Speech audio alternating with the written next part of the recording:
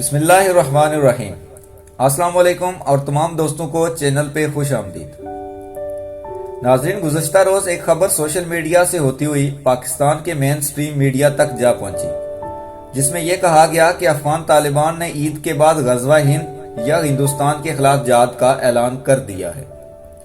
اس خبر پہ پاکستان کے نام نہاد تجزیہ نگاروں نے تجزیہ بھی کیا، اور خاص طور پہ جو پاکستان کے یوٹیوبرز ہیں، جن میں سے کسی کے بقول اس کو کوئی چڑیل خبر دیتی ہے، کسی کو کوئی چڑیا بتاتی ہے اور کسی کو کوئی نامعلوم ذرائع سے خبر ملتی ہے، اور ہم بھی ان خبروں پہ آنکھیں بند کر کے یقین کر لیتے ہیں۔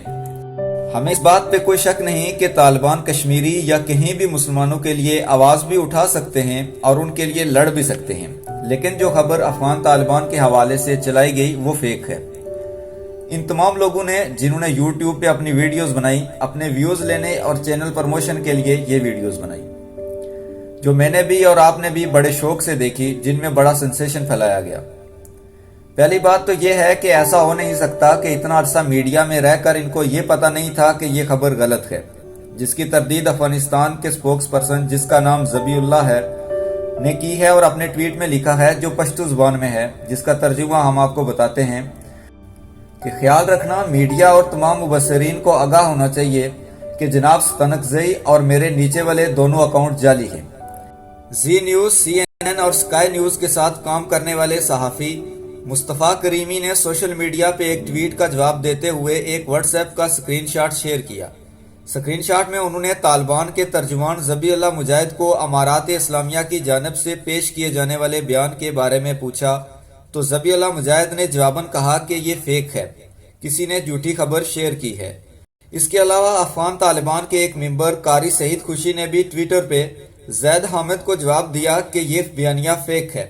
اب حقیقت یہ ہے کہ طالبان کے سیاسی چیف شیر محمد عباس کا کہنا تھا کہ طالبان افغانستان ہندوستان کی کاوشوں کو سراہتے ہیں اگر وہ سب افغان قوم کے مفاد میں ہو، لیکن ہندوستان نے اب تک 40 سالوں میں منفی کردار ادا کیا ہے۔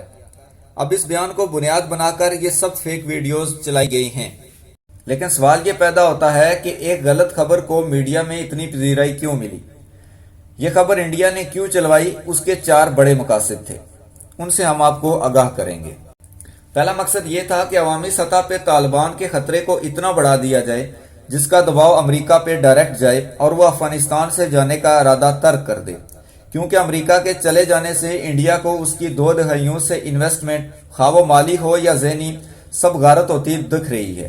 دوسرا مقصد یہ تھا کہ طالبان کے مستقبل کے ارادوں کا اندازہ لگایا جائے کہ وہ بعد از امریکہ انڈیا کے ساتھ کیسا رویہ رکھیں گے، کہیں ان کے ارادے جارحانہ تو نہیں۔ اب اس فیک نیوز کے بعد یقیناً طالبان نے کسی نہ کسی سطح پر انڈیا سے رابطہ کر کے اپنی پوزیشن کو کلیئر کیا ہوگا، جو انڈیا کے لحاظ سے ایک مثبت بات ہے۔ تیسرا اور اہم مقصد یہ ہے کہ کشمیر کی تحریک آزادی کو نقصان پہنچایا جائے اور اس تاثر کو ختم کیا جا سکے کہ جدوجہد کشمیر صرف اندرونی تحریک ہے، بلکہ اس کے ساتھ بیرونی روابط اور سپورٹ بھی موجود ہے۔